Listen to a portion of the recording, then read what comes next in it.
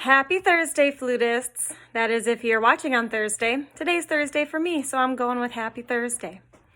The next excerpt is Midsummer Night's Dream by Mendelssohn. I actually just reviewed the top of the audition packet and realized the recordings are due really soon, so I'm going to make these videos come out pretty much every day. Sorry for my lack of insight until just now, but at least I know, so I'll get these coming out faster. So again, pure basics for this excerpt. You might see some new notes in there, especially on the low end of the spectrum, that low D, that low C sharp, maybe even that low E.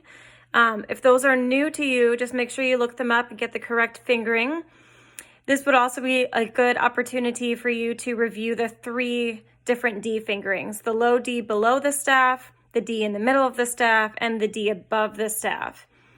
It's pretty easy to accidentally use the same fingering for all 3 of those notes, and on flute it works because our instrument is based on the overtone system or the harmonic system, but each different D has its own fingering, so make sure you are using the correct one. Secondly, this excerpt does not actually say, but I will let you know this is in 3/8 time, okay? That means if you were to say 3/8 in a sentence, there are 3 eighth notes per measure. It is similar to 3/4 time, which I am sure you all are familiar with, but instead of quarter note being the beat, the eighth note is what you will count as the beat. So all those intimidating 16th notes you see in this excerpt are functioning like eighth notes if you equate it to 3/4 time.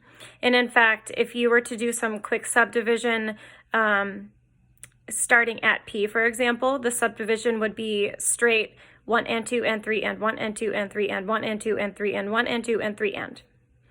So don't let yourself mentally get psyched out by all of that double beaming 16th notes on the page.